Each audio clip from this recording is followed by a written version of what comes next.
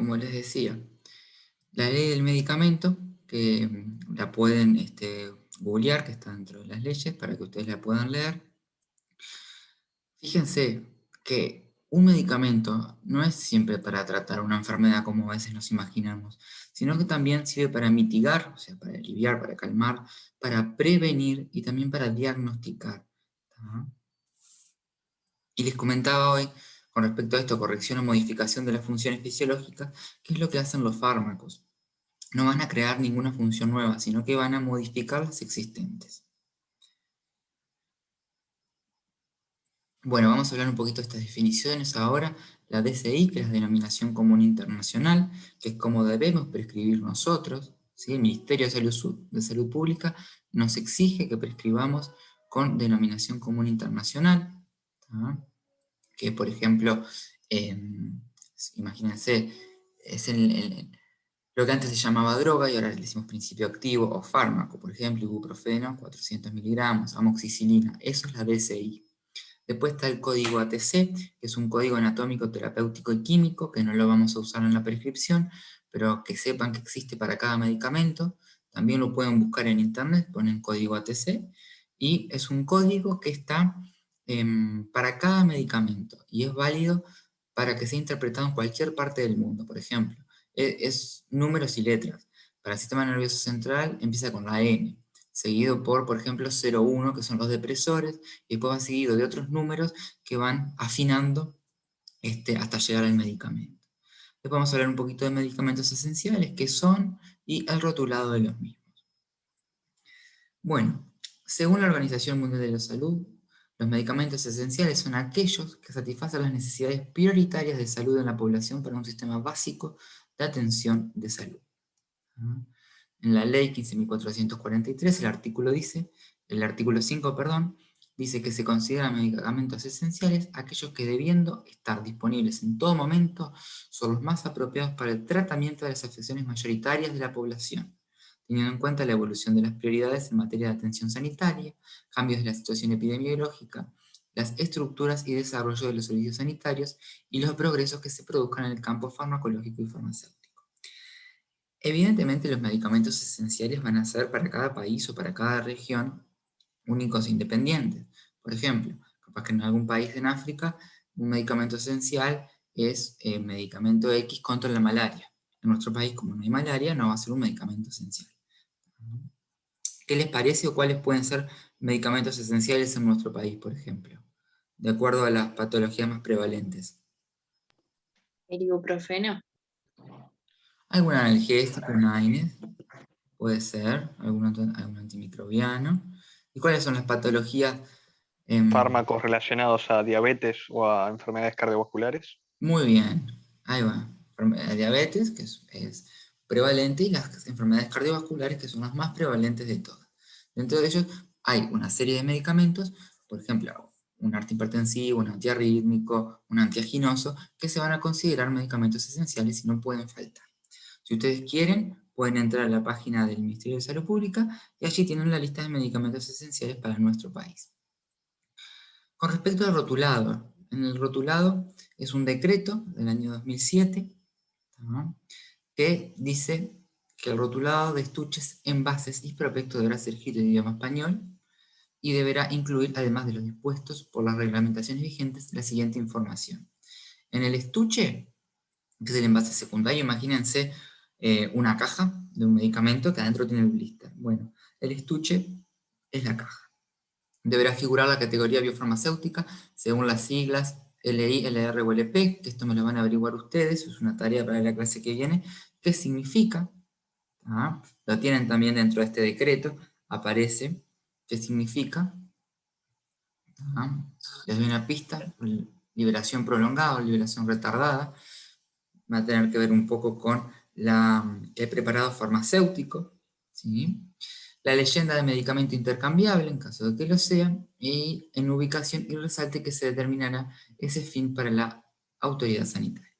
Después el envase, que es el envase primario, o sea que también conocen como el blister, por ejemplo, o puede ser un frasco, depende. En caso de no tener estuche, la información anterior debe figurar en el envase. Y después tenemos el prospecto, que lo deben tener todos los medicamentos, Ajá. Que ahí dentro de esa tienen, por ejemplo, administración, dosis, indicaciones terapéuticas, contraindicaciones, reacciones adversas, precauciones, advertencias, interacciones, posología, entre otras cosas. ¿Sí? Con respecto al almacenamiento, los medicamentos se deben almacenar a una temperatura de almacenamiento adecuada, por lo general siempre es menor a 30 o 25 grados, pero siempre lo indica el fabricante de algunos medicamentos que deben conservarse en un poco más frío, por eso se colocan en la heladera, a veces dicen entre 2 y 5 grados, bueno, eso hay que leerlo. Protegido de la radiación solar o muchas veces de la luz común y corriente, no tiene que ser porque del sol. En estanterías, los medicamentos van a ver si ustedes van a cualquier farmacia, ya sea hospitalaria, de primera, segunda categoría o la que sea, siempre ahí están en estantes los medicamentos, nunca están cerca del piso. Y el lote y la fecha de vencimiento son datos imprescindibles que nos brinda el laboratorio fabricante, por lo que debemos conservarlo.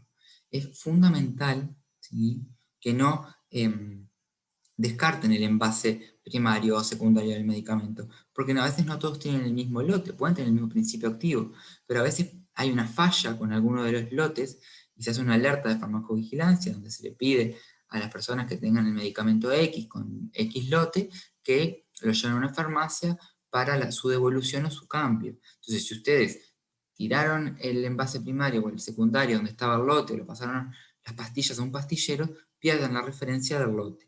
¿Sí? Y ni que hablar la fecha de vencimiento también. Bueno, después tenemos la ley 15.703, que es la que regula la distribución, comercialización y dispensación de los medicamentos, cosméticos y dispositivos terapéuticos de uso humano, donde en el artículo 3 define, ¿sí?, lo que la ley entiende por cosméticos, que es una sustancia y mezcla de sustancias preparadas para ser utilizadas en la limpieza, mejoramiento o alteración del cutis, piel, cabello, uñas o dentadura, incluyendo desodorantes y perfumes. ¿Sí? ¿Por qué traemos esto a colación? Lo vamos a ver cuando hablemos de dentífricos y colutorios, pero para nuestro país los dentífricos y los colutorios son considerados cosméticos. Si bien tienen actividad, ¿sí?, terapéutica, que lo vamos a ver también más adelante, se consideran cosméticos, ¿sí?, pero pueden llegar a tener acciones como medicamentos. También nombramos a los que son los dispositivos terapéuticos, que es cualquier artículo, instrumento, aparato o artefacto, incluyendo sus componentes, partes o accesorios, para el uso en el diagnóstico, tratamiento, atenuación o prevención de una enfermedad, desorden o estado físico normal y sus síntomas, la restauración, corrección o modificación de una función fisiológica o de su estructura corporal, evitar el embarazo o el cuidado de los seres humanos durante el embarazo o el nacimiento o después de él. ¿Qué les parece? ¿Qué es un dispositivo terapéutico en odontología? No nombré alguno que se les ocurra. Hay algunos que usan todos los días, por ejemplo. Cepillo dental. Cepillo de dientes, muy bien.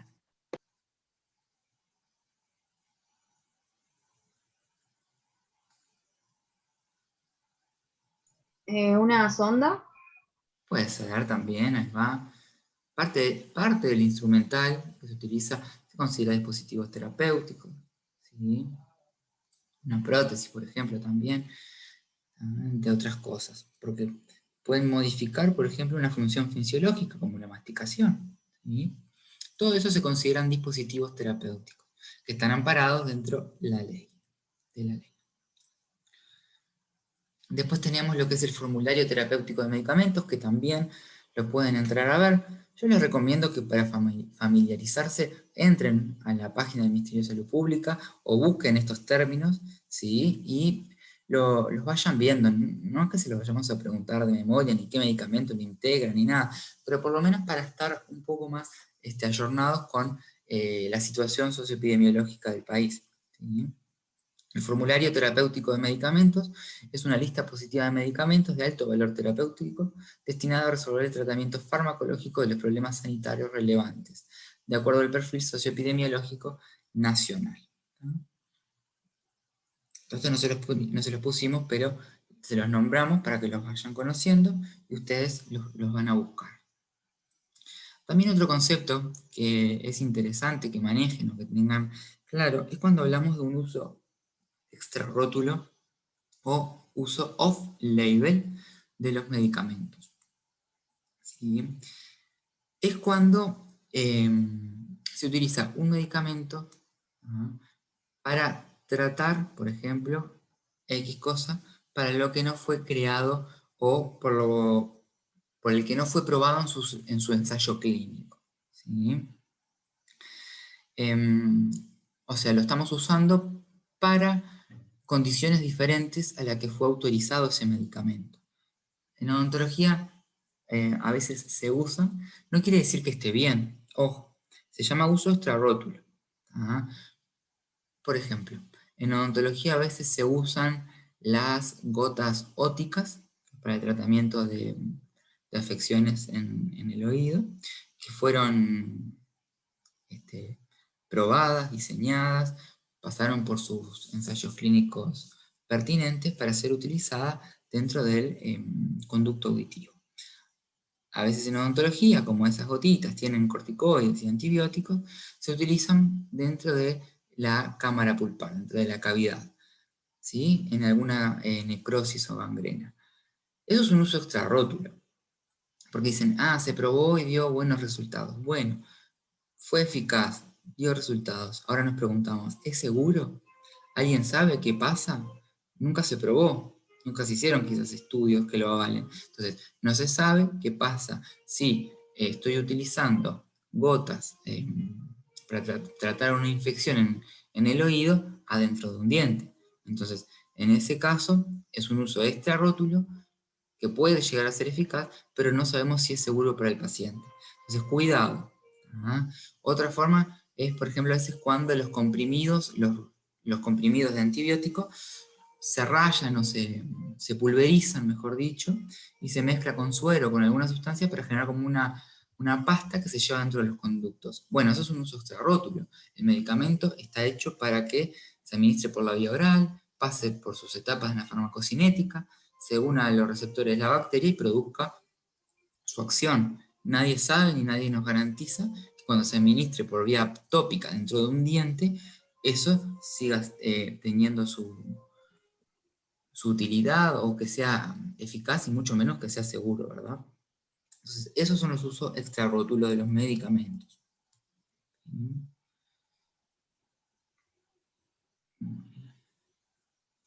Bueno, vamos a ver un poquito del uso racional de los medicamentos. Ya en el año 1985, la Organización Mundial de la Salud hablaba de lo que era el uso racional. ¿Sí? El uso de los medicamentos de acuerdo a las necesidades clínicas de los pacientes en las dosis correspondientes a sus necesidades individuales durante el tiempo adecuado y al menor costo posible para ellos y la comunidad. Ahora vamos a hablar un poquito de cofarmacovigilancia y qué quiere decir esto de la comunidad. Pero siempre que prescribimos, intentamos prescribir cuando realmente sea necesario según las necesidades individuales de los pacientes y el tiempo que sea necesario. Eso ayuda y hace que hagamos un uso racional de los medicamentos, ¿sí? Y no un mal uso. Ahora vamos a volver también un poquito con esto. Bueno, relacionar la medicación administrada a las necesidades clínicas. ¿Cuál es el objetivo por el cual estamos prescribiendo cierta medicación? Basarnos en la evidencia científica para poder hacer un uso racional y poder abordar el problema en cuestión desde un punto de vista general del paciente. Un seguimiento del paciente es fundamental, uno no prescribe y se olvida, sino que tiene que estar pendiente de la evolución del paciente, y la indicación de la posología es fundamental que el paciente la entienda. Muchas veces es importante que la lleve escrita, porque a veces se olvida, no se confunde. ¿Sí? ¿Qué era la posología? ¿Cuánto lo tiene que tomar y qué cantidad, cada cuánto tiempo? Muy bien, ¿qué cantidad y cada cuánto tiempo? Perfecto. Y para eso vamos a hablar un poquito de prescripción. ¿Quiénes son los que prescriben los medicamentos en nuestro país? Los profesionales de la salud. Profesionales de la salud, pero dentro de los El profesionales de la salud médico, hay los médicos, médicos, Psiquiatras. Odontólogos. El psiquiatra es médico. Odontólogo. Bien. ¿Alguien más?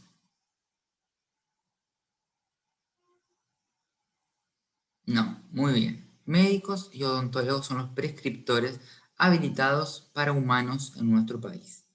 ¿Sí? Bien, y ahora tenemos las recetas. Capaz que alguna vez, bueno, acá dice los veterinarios, pero los veterinarios es para los animales, por supuesto, ¿sí? Pero prescriben también, por supuesto. ¿Cómo se prescribe o a través de qué? Bueno, a través de la receta, que es un documento, ¿ah? Que documenta el acto de la prescripción. ¿Qué tipos de recetas hay? Bueno, las blancas, que acá en realidad nosotros le pusimos medicamentos no controlados, pero todos los medicamentos están controlados. Son medicamentos que se venden bajo receta. Lo ideal es exigir la receta para la venta de todos los medicamentos, ¿sí? Pero está mal, yo esto después se los voy a arreglar antes de subírselos. No, no es que no estén controlados, es la diferencia entre las verdes y las naranjas.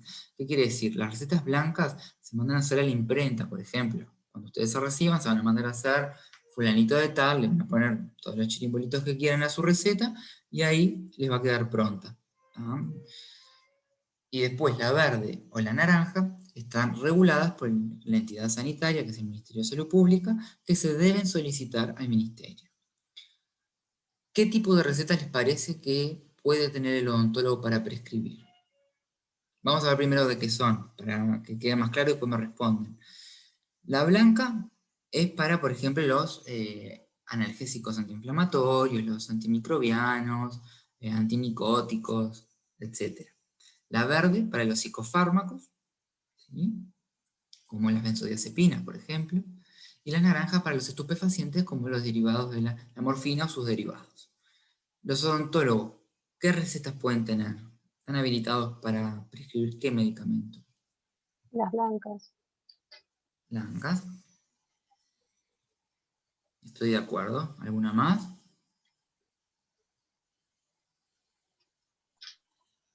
Las verdes también puede ser porque se puede dar diazepam también, por ejemplo, ¿no? Antes de una Exacto. consulta. Las verdes también. Y las naranjas también. El odontólogo tiene a su disposición todo el arsenal terapéutico disponible para poder prescribirlo. Es difícil que un odontólogo prescriba con las recetas naranja, morfina o sus derivados. Por lo general, las blancas y las verdes son las que más se utilizan, pero sepan que pueden tramitarlas y adquirirlas una vez que tengan su título, ¿sí? Para la prescripción. Vamos a ver más adelante un tema dentro del curso, es los narcóticos, ¿verdad? Los opioides u opiáceos, como quieran llamarlos, que vamos a hablar, que son los que se prescriben con estas recetas. Muy bien. Y ahora vamos a hablar un poquito de la farmacovigilancia. Algo hablamos de la farmacovigilancia, o la nombramos en las clases pasadas. ¿Se acuerdan algo?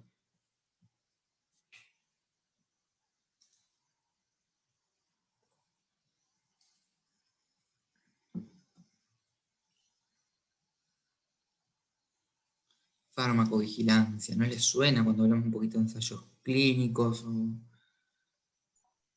También habla como de los efectos adversos de lo que puede tener un medicamento. Está relacionado. Bien, tiene una parte. La definición que da la Organización Mundial de la Salud es como la ciencia y las actividades relativas a la detección, evaluación, comprensión y prevención de los efectos adversos de los medicamentos o cualquier otro problema relacionado con ellos. La farmacovigilancia está siempre presente, día a día, cuando los medicamentos eh, integran el arsenal terapéutico, cuando ya están en el mercado. A partir de la fase 4, que es la comercialización de los medicamentos, empieza la etapa, ¿sí?, de farmacovigilancia. Va a detectar, evaluar, comprender y prevenir los efectos adversos. ¿Cómo se hace o cómo se lleva a cabo? Bueno, mediante la notificación de los profesionales. Ustedes como profesionales de la salud, como odontólogos, van a notificar sus eventos, ¿sí? Sus reacciones adversas que no estén descritas o que sean raras de un medicamento. ¿Sí? Ahora vamos a hablar un poquito más de esto. Yo le pregunto, ¿hay farmacovigilancia en nuestra facultad, en la facultad de odontología? ¿En la práctica odontológica?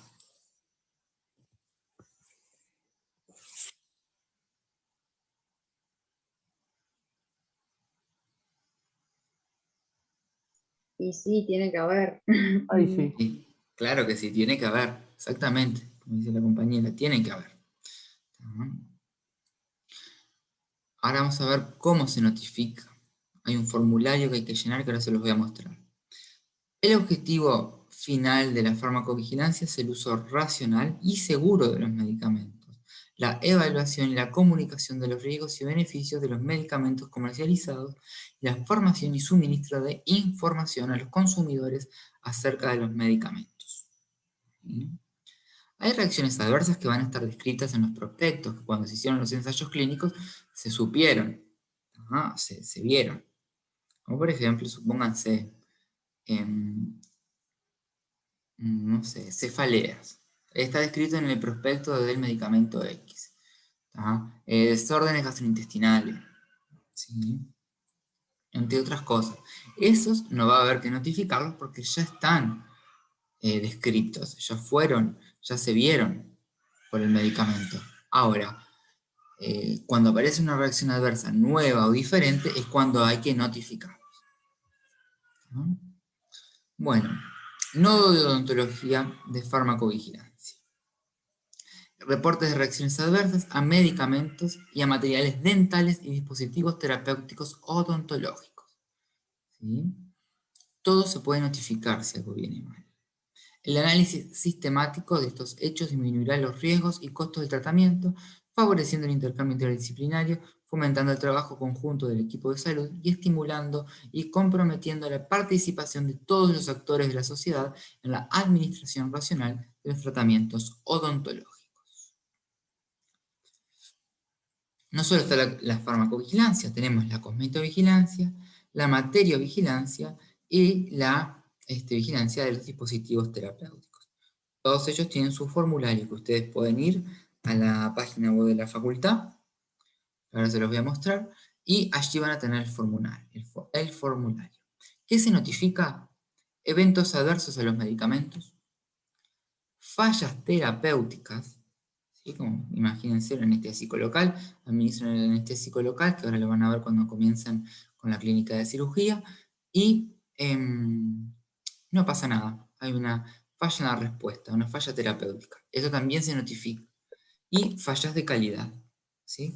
que sean observables o que vean. Este es el formulario, lo tienen en la página web de la facultad, si van a la parte de cátedras, en la cátedra de farmacología, donde acá se llena y se envía a la facultad del Ministerio de Salud Pública, y el Ministerio de Salud Pública está conectado con el centro de Uppsala, donde llegan todas las reacciones de farmacovigilancia a nivel mundial. ¿Sí? La farmacovigilancia no penaliza. La farmacovigilancia es para el uso racional, para la detección, para la ayuda, ¿verdad?, entre los profesionales de la salud, para detectar determinadas cosas que no fueron detectadas o vistas en los ensayos clínicos, por ejemplo. ¿Sí? Entonces, es importante que se notifique. ¿Sí? Después, en muchas notificaciones o determinadas notificaciones con determinada reacción o efecto adverso, ahí se tomarán medidas necesarias. ¿Sí?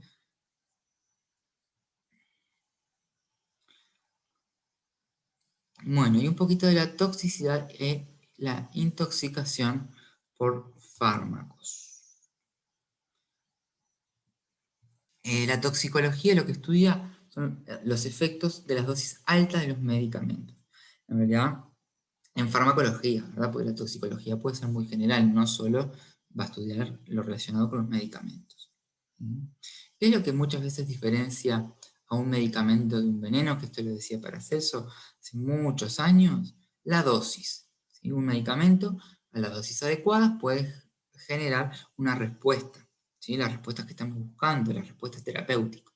Ahora, a dosis altas, ese medicamento se puede transformar en un tóxico, ¿sí? Como les nombré cuando hablamos de la metabolización con el paracetamol, ¿sí?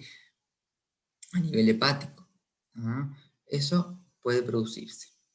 Martín, Sí, les René. quiero hacer una pregunta. Dale. La frase, todos los fármacos poseen toxicidad en mayor o menor grado. En esta frase falta una palabra para que sea correcta. A ver si ellos me dicen cuál.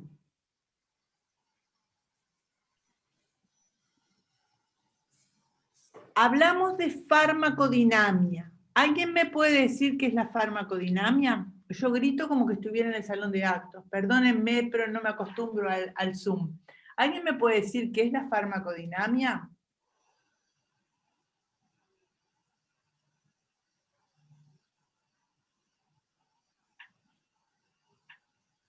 ¿Qué era la farmacodinamia, muchachos? ¿Por qué yo estoy criticando esta frase? Que por un involuntario error le falta una palabra.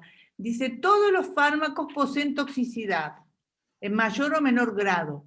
Para que un fármaco dañe al macroorganismo, tiene que actuar sobre el macroorganismo.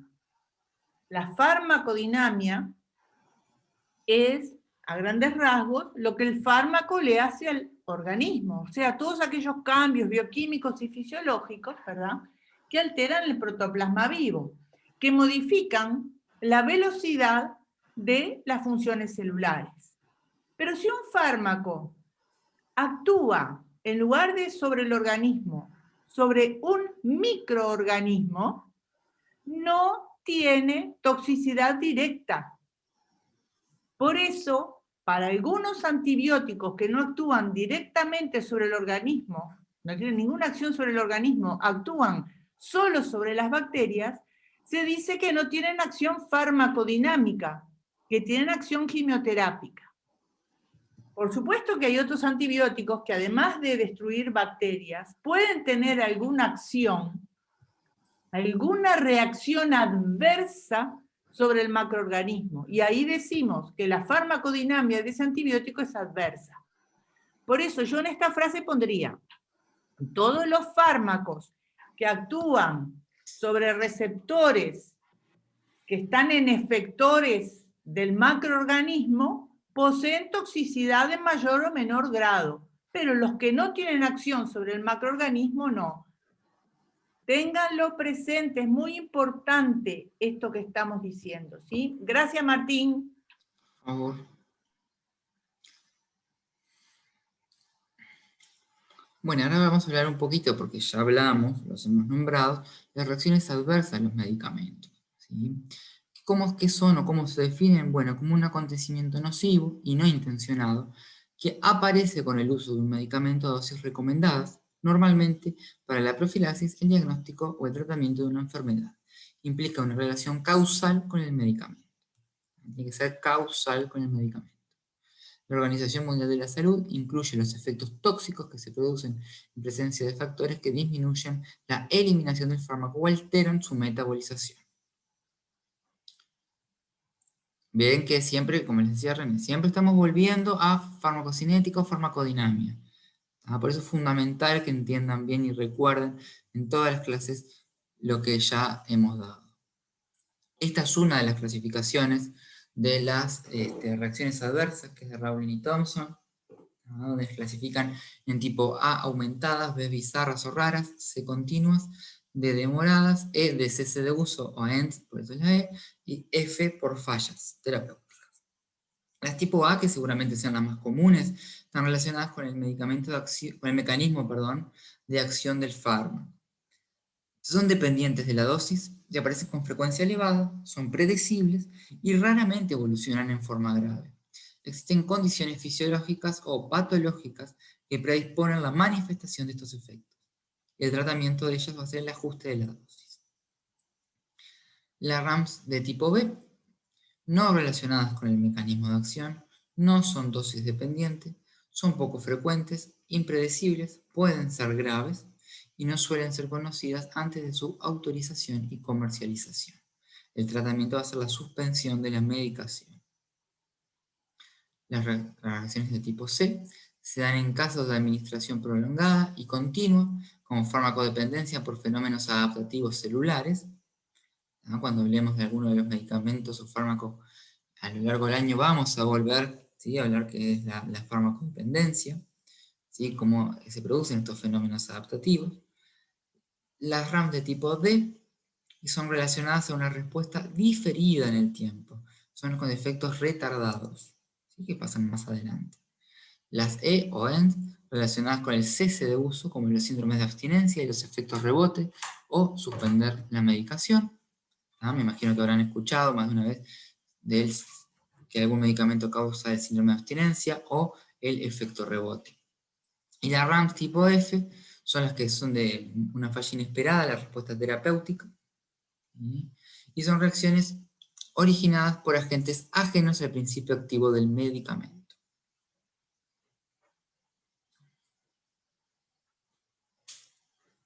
Imagínense, falla inesperada de la respuesta terapéutica. Volvemos al ejemplo del anestésico local, que ahora la semana que viene la van a tener, la otra, más presente, cuando empiecen con cirugía, ¿sí? A veces administra un anestésico y que no tenga una respuesta terapéutica, ese medicamento, es una RAM de tipo F, por ejemplo. Bueno, relación causa-efecto. Profe.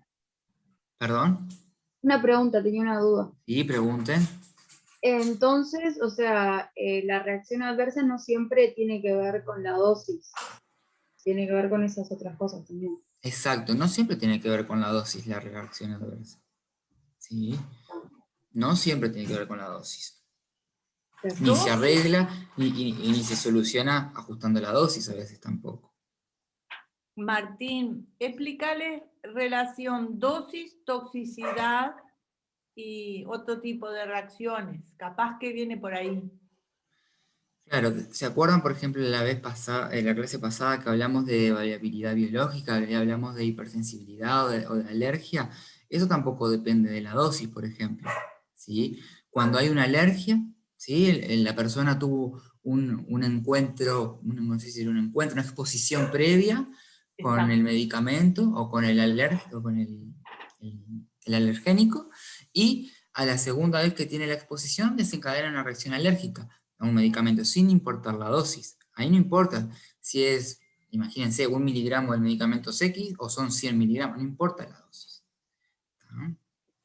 Las reacciones tóxicas son las que se asocian a la dosis. Exacto. ¿Sí? Aumentando Gracias. las dosis, ¿sí?, cuanto más aumenta la dosis, ahí sí pueden aparecer las reacciones tóxicas que hablábamos hoy. ¿Sí? Muy bien, pero que quede claro que las RAMs pueden ser independientes de las dosis. Puede estar relacionada o no relacionada. Bueno, relación causa-efecto, preguntas clave, secuencia temporal entre la administración del medicamento sospechoso y la aparición de la RAM. Esto es lo que yo les decía hoy. Hay veces que está relacionado, es causa-efecto. Si se lo vamos a atribuir a un medicamento, bueno, tenemos que ver por qué, cómo hacemos para atribuirle esa reacción adversa al medicamento y que no haya sido por otra cosa.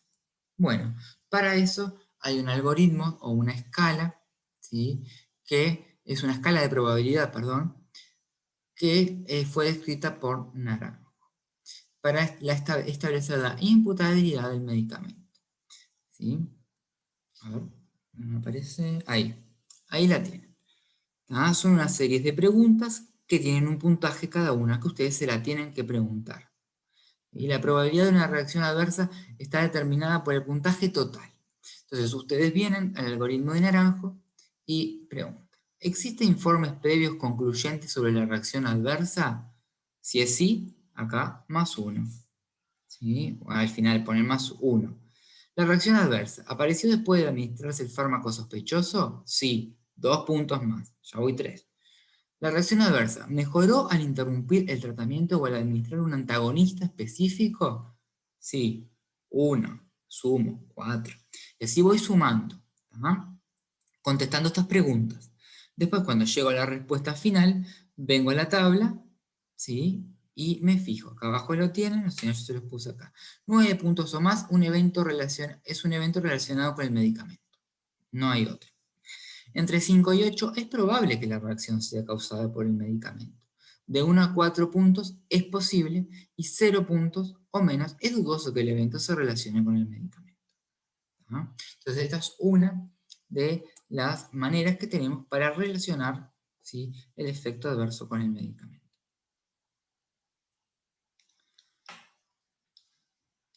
Muy bien. ¿Quedó claro esto? ¿Alguna duda? Bueno, y ahora también yo les quería hablar un poquito de la ecofarmacovigilancia. Ya hablamos de la farmacovigilancia en sí, como ciencia, pero también deriva de esta, la ecofarmacovigilancia, con un enfoque ambiental y de salud pública. Es la ciencia de actividad relacionada con la detección, evaluación, comprensión y prevención de los efectos adversos de los fármacos, con los metabolitos activos, volcados al medio ambiente. Comienza desde el punto de producción hasta la eliminación de los medicamentos. En esto se diferencia con la farmacovigilancia. La farmacovigilancia no va desde el punto de producción, ¿sí?, hasta la eliminación. La farmacovigilancia empieza cuando el medicamento se empieza a comercializar, ¿sí?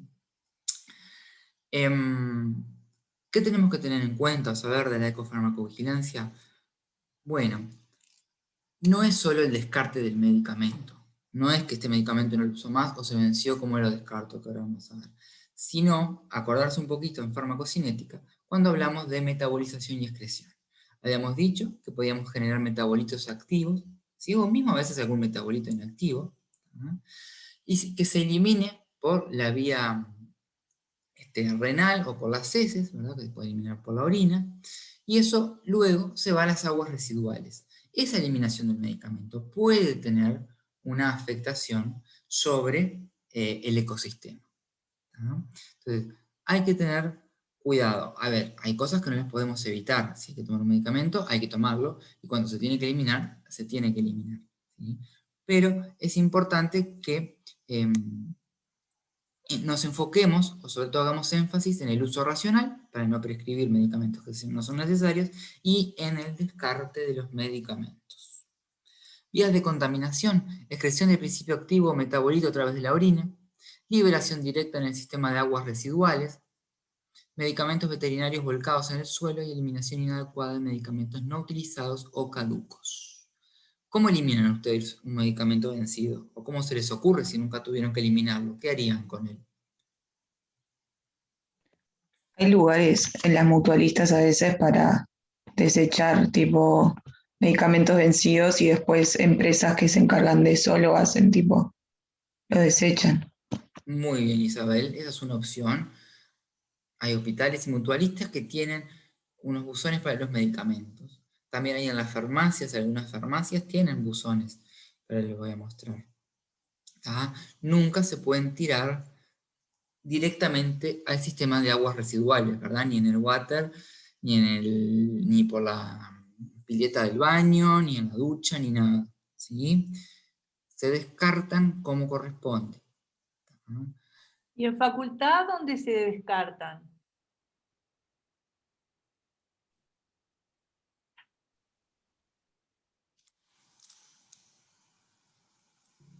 ¿No hay como una especie de papelera de bolsa naranja que es para esos residuos? Roja, Roja, perfecto. podría ser.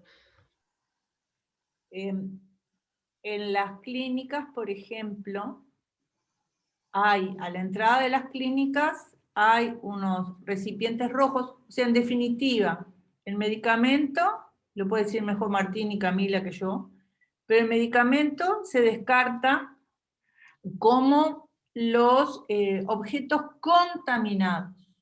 En Exactamente. realidad, sí, ¿no? Camila, Sí, explícales tú. sí, los medicamentos cuando se van a desechar, ya sea porque quedó un sobrante, un tratamiento, o están vencidos o en mal estado, o no se conservaron de repente de la manera en que indicaba el fabricante, y con eso pierden vigencia. Se deben descartar en algunas mutualistas o en algunas farmacias de Montevideo. Hay unos buzones que ahora les va a mostrar Martín, y si no, en el consultorio de cada uno, cuando, bueno, después de que se reciban, o si no en la facultad, se descartan como residuo sanitario contaminado, ¿sí? Por la peligrosidad que conlleva el descarte, así como descartar agujas, jeringas, sangre, todo lo que esté contaminado con fluidos. Bueno, los medicamentos es lo mismo.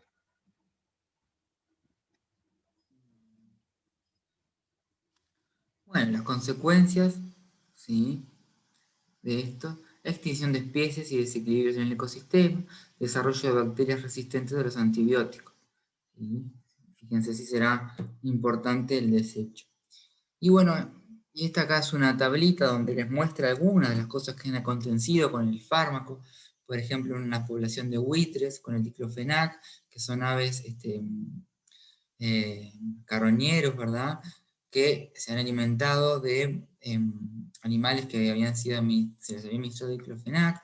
Entonces hay una regresión en la población, ¿sí? La feminización, como les dicen a veces, de los peces machos, por los estrógenos sintéticos, por las pastillas anticonceptivas, por la sulfa, que es un grupo es un quimioterápico, que vamos a ver más adelante. También se ha visto problemas en el maíz. Entonces, ¿para qué les traemos esto? Para que veas que la fauna y la flora también se ven afectadas muchas veces por un mal uso de los medicamentos, un desecho incorrecto. Muchas veces, al administrarle medicamentos al ganado, ellos quedan a veces en la carne del ganado, y a veces mismos en humanos se ha visto resistencias o ciertas reacciones por esas bajas concentraciones de medicamentos que han tenido, que tienen. ¿Cómo minimizar el impacto? Bueno, gestión de residuos a través del uso racional, no depositar en bolsas de basura del hogar los medicamentos vencidos o que no se estén utilizando, evitar depositar a través del inodoro o corrientes de agua, prescripción responsable, garantizar que los pacientes solo reciban la cantidad de medicamento necesario, detectar aquellos medicamentos, materiales dentales, cosméticos que sean altamente contaminantes, intentar sustituir, como por ejemplo, se detectó, y ustedes ya lo saben hace años, el mercurio, ¿sí?, dentro de que se usaban materiales dentales para formar la amalgama dental, ¿sí? Bueno, se ha ido sustituyendo por otros materiales, que era altamente contaminante. Educación y concientización a pacientes sobre la temática. Es fundamental que abordemos estos temas, ¿verdad? Bueno, esto de acá en los cazarremedios, es lo que demostrábamos, que es lo que hay en algunas farmacias, ¿sí?, para que ustedes puedan llevar sus medicamentos en el blister, que a veces los blister o este envase primario está contaminado, ¿verdad?, con el principio activo del medicamento, y se puede descartar completamente. Muy bien. Bueno, y ahora queríamos hacerle una mención, ya que estamos con la parte de ensayos clínicos y estamos en un momento diferente, ¿sí?, de la realidad en el país y en el mundo, con todo el tema de la vacunación, ¿sí? Todos nos hemos vacunado, ¿verdad? Son diferentes cosas, pero ahora está muy sobre el tapete el tema de la vacuna contra el coronavirus. Esto en general, no es para la enfermedad de COVID-19, pero nos pareció importante hacer una mención y nombrarlos. ¿Cómo se desarrollan las vacunas? Bueno, van a tener el ensayo clínico que vimos la clase pasada, ¿sí?, con una fase preclínica, que se evalúa la toxicidad y la respuesta inmune in vitro, ¿sí?, en animales de experimentación. Luego con la fase 1, en el ensayo clínico. En la fase 1 es cuando ya empieza el ensayo clínico. A la fase anterior, que a veces le dicen fase 0, es la fase preclínica. Es cuando se administra la vacuna y el placebo en diferentes poblaciones. ¿Se acuerdan que placebo también lo vimos en la clase pasada? En el ensayo clínico de fase 2 se busca la dosis correcta, ¿sí?, En el de fase 3, la eficacia y la seguridad se corrobora. Y luego en el de fase 4 se ven los efectos a largo plazo, y es donde empieza a regir la farmacovigilancia. Esto está acompañado de un artículo que desarrolla cada una de las fases, que es muy interesante. Acá abajo tienen la referencia, que es de la Agencia Española de Medicamentos y Productos Sanitarios, para que puedan acceder.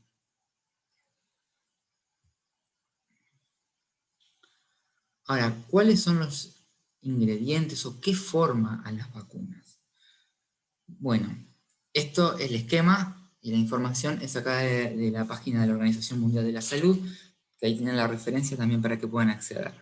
Las vacunas van a tener fragmentos microscópicos, obviamente, del organismo causante de la enfermedad, o las instrucciones para hacer esos fragmentos. Asimismo, contienen otros ingredientes para mantener la seguridad y eficacia de la vacuna, que vamos a ver en la diapositiva siguiente.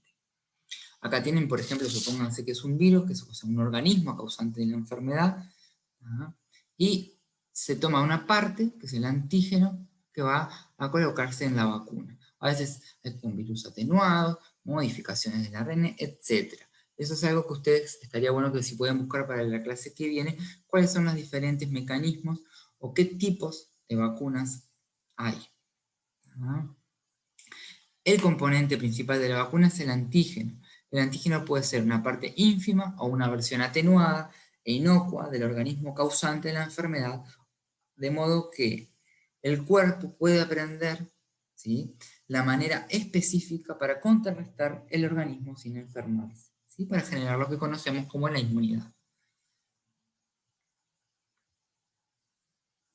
Y esto es básicamente lo que tiene la vacuna, ¿sí?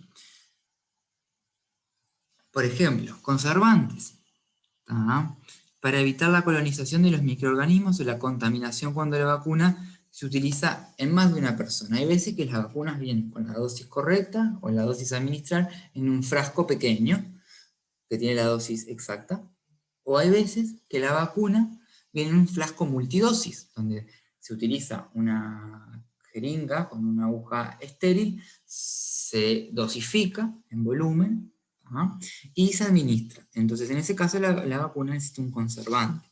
Después tiene estabilizantes, para impedir que se produzcan reacciones químicas en la vacuna, que pueden ser, por ejemplo, azúcares como lactosa, sacarosas, algunos aminoácidos, entre otras cosas.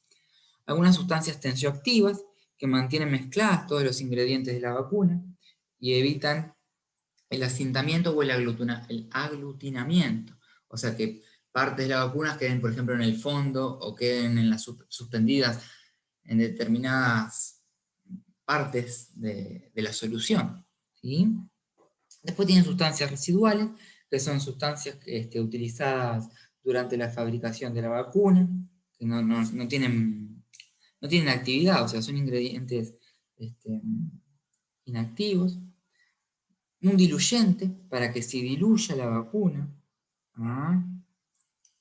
como el agua destilada, y después tienen un coadyuvante, que se llama, que es para mejorar la respuesta inmune, ¿sí? Puede ser reteniendo la vacuna en el lugar de la inyección, o también mediante la estimulación de las células inmunitarias locales.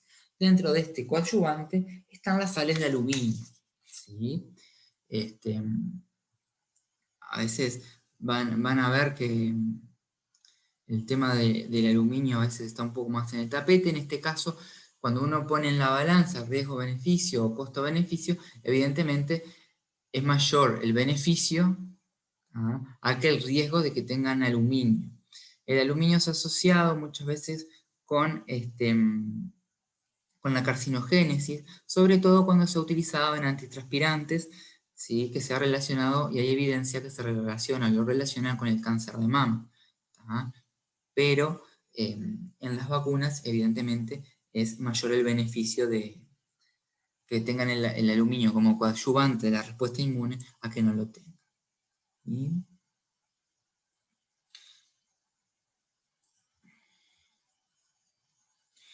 Bien, las vacunas son medicamentos biológicos diseñados con el fin de prevenir la aparición de enfermedades con el alto impacto en la morbimortalidad de la población.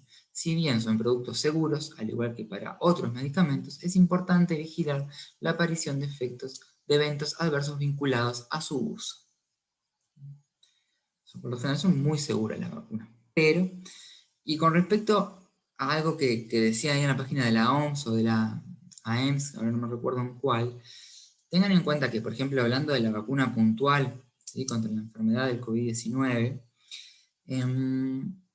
fue hecha siguiendo todas las etapas de los ensayos clínicos, solo que a veces se aceleraron los procesos, ¿tá?, de acuerdo, y por la pandemia, ¿sí? Pero no se salteó ninguna, fue todo estudiado y ahora se sigue en una fase de farmacovigilancia. Por ejemplo, lo que ha pasado con algunas vacunas, por ejemplo, la relación que hubo con la de AstraZeneca o con la de Johnson & Johnson en Estados Unidos, que a veces se paró la vacunación para estudiar bien lo que había pasado, eso es farmacovigilancia pura, ¿sí? Se buscó la causalidad, se vio que seguía siendo seguro, entonces se retomó, ¿no? Pero ahí entra en juego la farmacovigilancia en las vacunas, ¿sí? Dentro de lo que es el ESAVI, que vimos también un poco en la clase pasada, y se los traje acá a colación. El ESAVI es aquel cuadro clínico desfavorable que ocurre luego de la administración de una vacuna. La aparición de estos eventos no implica que se trate de una verdadera reacción adversa por vacuna, sino que requiere de un adecuado análisis para establecer su imputabilidad, ¿sí?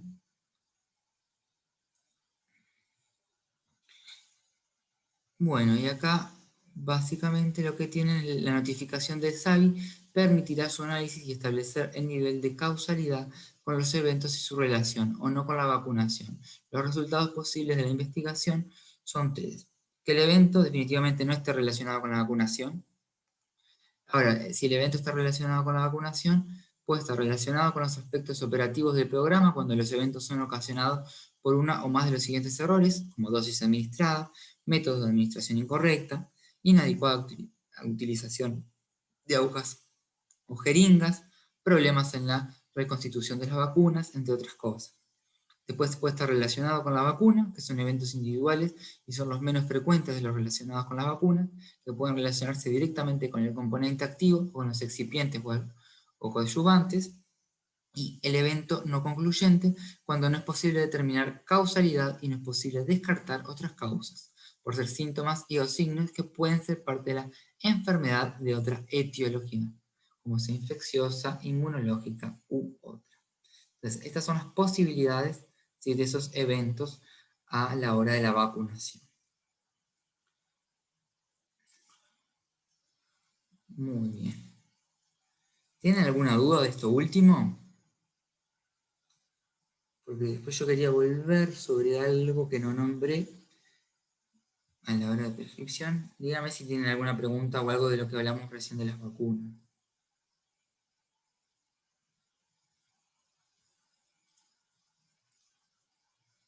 Con esta diapositiva quería volver.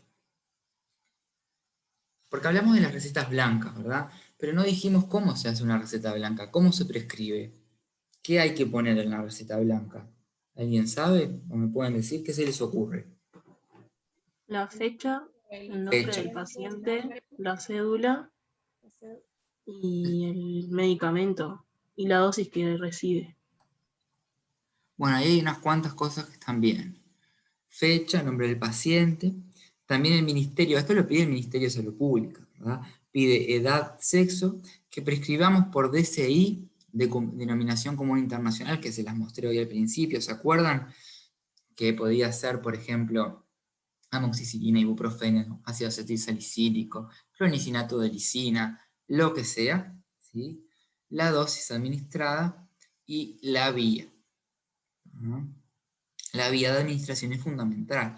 Ustedes le ponen 400 miligramos, vía oral, y la forma farmacéutica, si quieren que sea comprimido, si quieren que sea una suspensión, etcétera. Porque si ustedes van a elegir un analgésico o un antibiótico, puede ser para un niño y tiene que ser con una forma farmacéutica líquida, o en una suspensión para formar un líquido. Entonces es importante que también esté aclarado en la receta.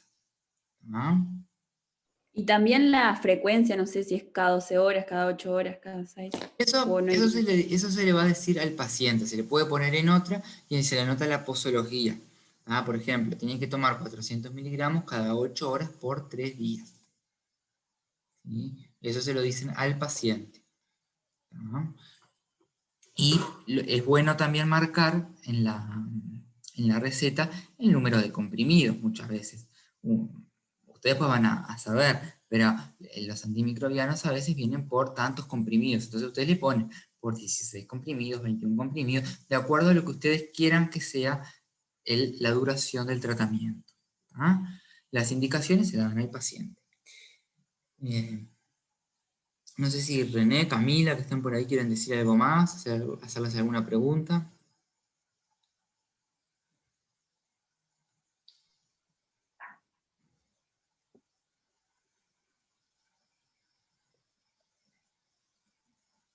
¿No? De mi parte está todo muy correcto. Sí, de la mía tampoco. O también. Que ellos, si ellos tienen dudas o quieren aclarar algo de esta clase o de la que sea, o preguntar.